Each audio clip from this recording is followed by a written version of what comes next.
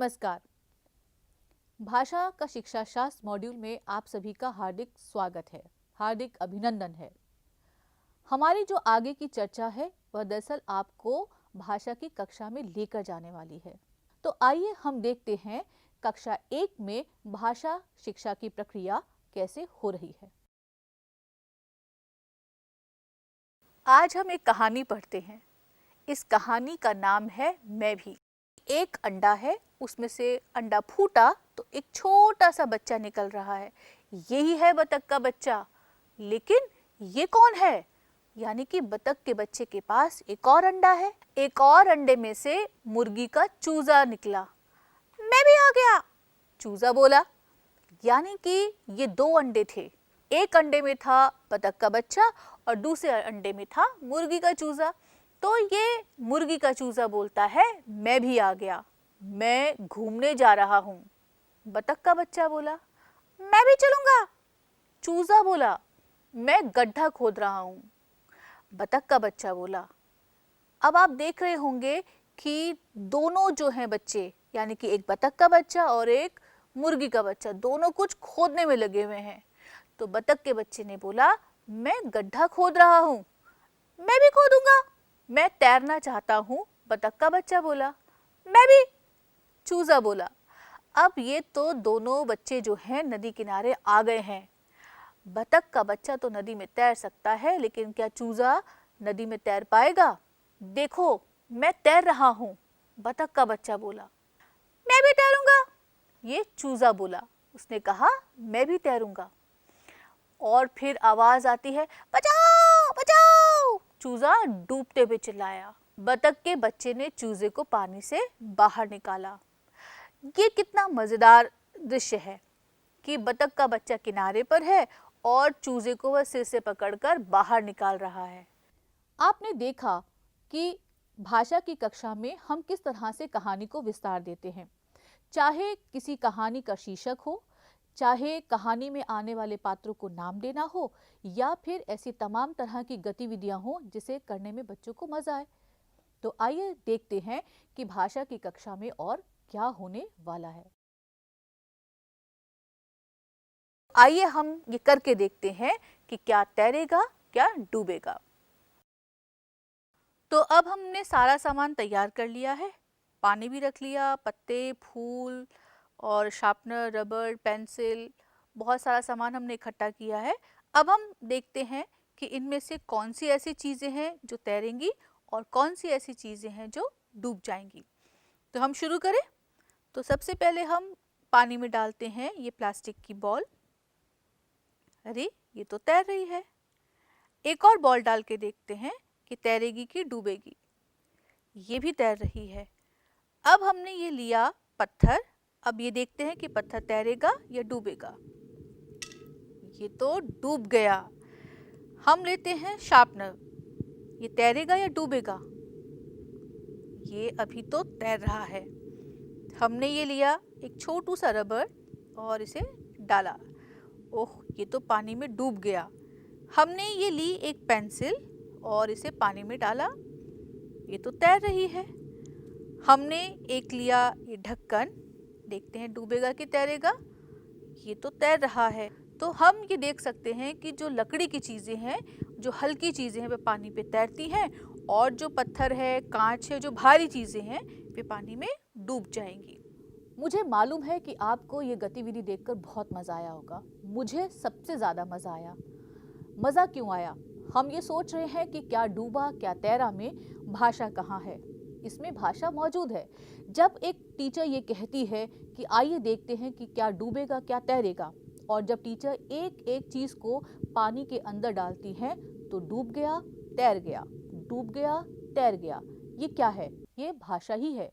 बच्चे जब इस तरह की भाषा को सुनते हैं और जब वे इस प्रयोग को स्वयं करके देखेंगे तो उनकी अलग अलग तरह की अभिव्यक्तियां होंगी। यह अभिव्यक्ति दरअसल भाषा का हिस्सा है। इस पूरे वीडियो से, इस पूरी क्लास की प्रक्रिया से ये समझ में आना चाहिए हमें कि भाषा की कक्षा और विज्ञान की कक्षा और गणित की कक्षा और पर्यावरण अध्ययन की कक्षा कोई अलग कक्षा नहीं है। जब हम भाषा सीखने सिखाने की बात करते हैं तो उसमें गणित भी शामिल है, पर्यावरण अध्ययन भी शामिल है। तो मुझे उम्मीद है कि आपको यह समझ में आया होगा कि पहली क्लास में भाषा की कक्षा का स्वरूप क्या होता है। डॉक्टर नीलकंठ से हम ये जानने की कोशिश करेंगे कि किसी भी भाषा की कक्षा में कहानी और कविता के इर्द गिर्द क्या क्या ज़रूरी चीज़ें हैं जिन्हें जानना ज़रूरी है, और एक भाषा का शिक्षक या फिर भाषा के शिक्षक अपनी कक्षा में किस तरह से गतिविधियों को अंजाम दे सकते हैं। आइए आज हम एक कविता के माध्यम से यह जानकारी प्राप्त करते हैं कि जो धारणाएं अभी तक हमने बनाई है भाषा पढ़ने और समझने के संदर्भ में, उनका किस प्रकार से व्यावहारिक उपयोग करें। इसके लिए जिस कविता का चयन किया गया है उसका शीर्षक है वह चिड़िया जो, और कवि हैं केदारनाथ अग्रवाल। तो सबसे पहले हम इस कविता का पाठ प्रारंभ करते हैं। वह चिड़िया जो। वह चिड़िया जो चोंच मारकर दूध भरे जुंडी के दाने रुचि से रस से खा लेती है, वह छोटी संतोषी चिड़िया नीले पंखों वाली मैं हूँ। मुझे अन्न से बहुत प्यार है। वह चिड़िया जो कंठ खोलकर बूढ़े वन बाबा की खातिर रस उड़ेल कर गा लेती है, वह छोटी मुँहबोली चिड़िया नीले पंखों वाली मैं हूँ। मुझे विजन से बहुत प्यार है। वह चिड़िया जो चोंच मारकर चढ़ी नदी का दिल टटोल कर जल का मोती ले जाती है, वह छोटी गर्वीली चिड़िया नीले पंखों वाली मैं हूँ। मुझे नदी से बहुत प्यार है। तो आपने इस कविता का पाठ सुन लिया। इस संदर्भ में मैं आप लोगों से यह साझा करना चाहूँगा कि किसी भी कविता को समझने और समझाने के लिए सबसे बेहतर तरीका उसका एक उचित पाठ होता है।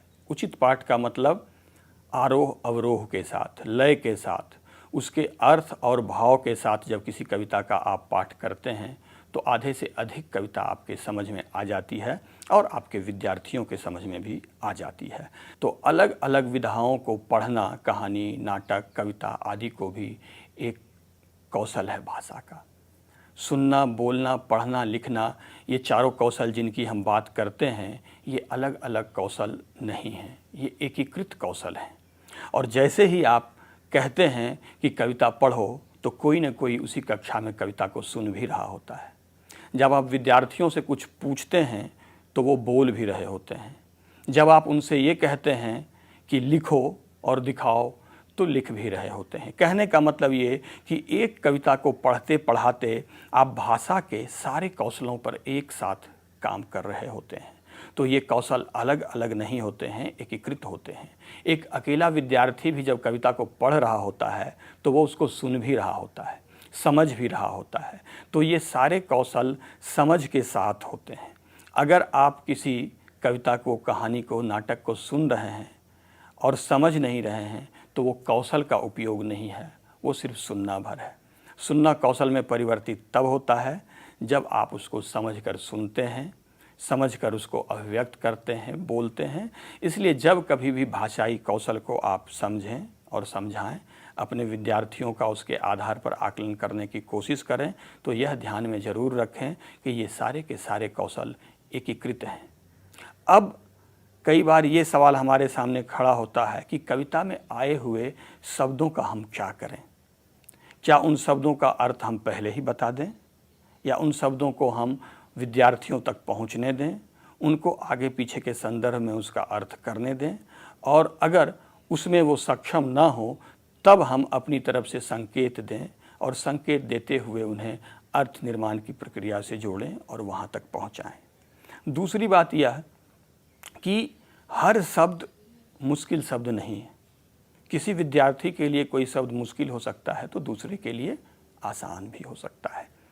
अब जैसे यहाँ पर एक शब्द आया है जुंडी, दाना, या और भी रस, रुचि, ऐसे तमाम शब्द हैं जो उस कक्षा में मौजूद विद्यार्थियों की अपनी मातृभाषा में भी मौजूद होंगे। तो मेरा अनुरोध ये है कि आप पहले उन शब्दों की सूची विद्यार्थियों के समक्ष रखें और उनसे कहें कि थोड़ा आप ध्यान दें और अपनी अपनी मातृभाषा में चोंच के लिए शब्द ढूंढें। जुंडी के लिए शब्द ढूंढें। इसी तरह के और भी रुचि के लिए, रस के लिए। तो आप देखें कि बच्चे तुरंत भोजपुरी से, पंजाबी से, मैथिली से, बांग्ला से, जिस किसी पृष्ठभूमि के वो विद्यार्थी होंगे वो शब्द ढूंढ कर ले आएंगे। तो इसका मतलब ये हुआ कि आप उनको अपनी मातृभाषा से भी जोड़ रहे हैं। चाहे आप हिंदी पढ़ाएं या अंग्रेजी, आप उनकी मातृभाषा को स्वीकार जरूर करें, उनकी मातृभाषा का सम्मान जरूर करें। और उनकी मातृभाषा से होते हुए जब आप किसी भाषा पर आएंगे तो वो सक्रियता के साथ, आनंद के साथ सीखेंगे। तो हम मातृभाषा का उपयोग करते हुए, बहुभाषिक अवधारणाओं का उपयोग करते हुए भाषा और साहित्य के शिक्षण में जाएंगे और आगे बढ़ेंगे। कई बार ये प्रश्न भी सामने आ खड़ा होता है कि क्या कविता के माध्यम से भी व्याकरण को पढ़ाया जा सकता है? तो मैं कहूँगा निश्चित रूप से कविता ही नहीं, किसी भी विधा के सहारे आप व्याकरण को पढ़ा सकते हैं। और व्याकरण पढ़ाने का सर्वश्रेष्ठ तरीका भी यही है कि आप पहले किसी न किसी विधा को सामने रखें और उसके बाद उसमें आए हुए शब्दों, उसमें आए हुए उपयोग और वाक्य संरचनाओं के आधार पर व्याकरण का शिक्षण करें। जैसे आप अपने विद्यार्थियों से यह कह सकते हैं कि यहाँ जो चिड़िया है उसकी विशेषता क्या है। तुरंत आपको विद्यार्थी बताएंगे, बच्चे बताएंगे कि सर वो नीले पंखों वाली है, सर वो संतोषी चिड़िया है, वो गर्वीली चिड़िया है। तो ये सारी चीज़ें क्या हैं?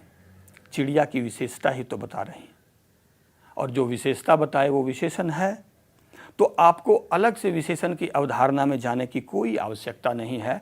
आप इस कविता के माध्यम से ही विशेषण को पढ़ा सकते हैं। अब दूसरा उदाहरण मैं लेता हूँ, रस उड़ेल कर गा लेती है। अब यहाँ पर आप देखें कि गाना क्रिया है और कैसे गाती है? रस उड़ेल कर।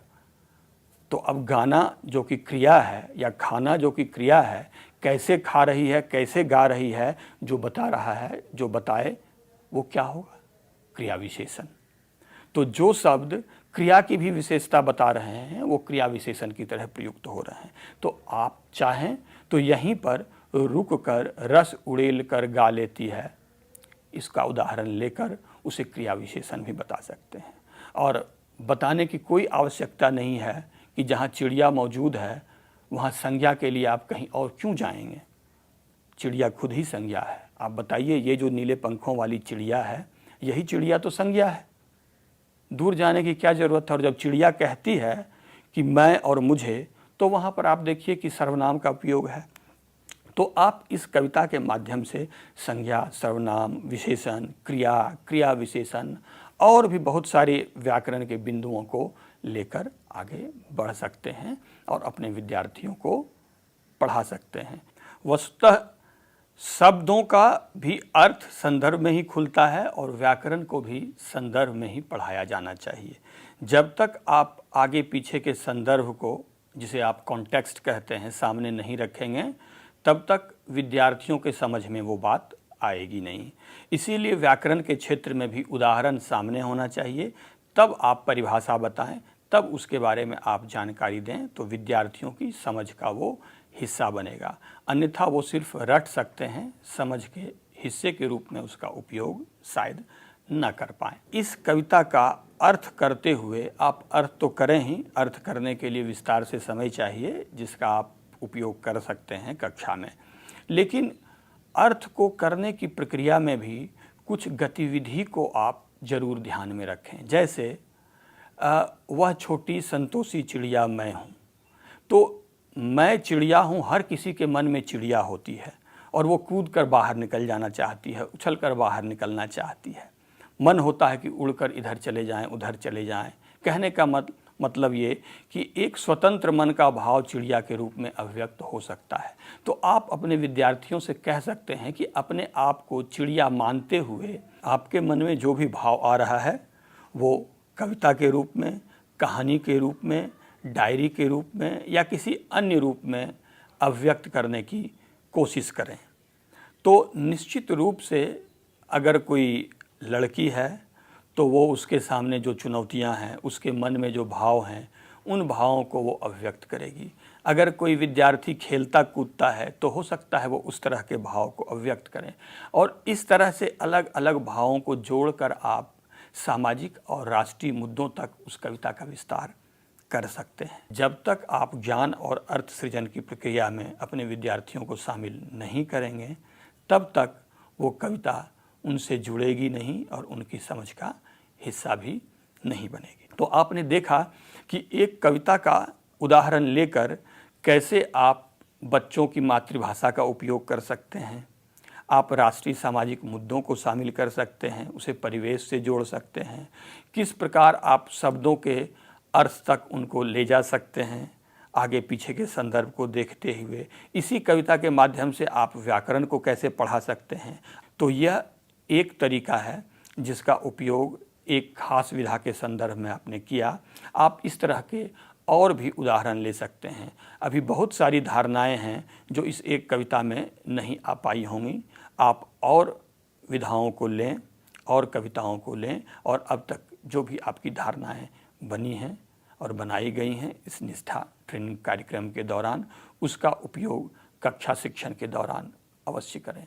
धन्यवाद।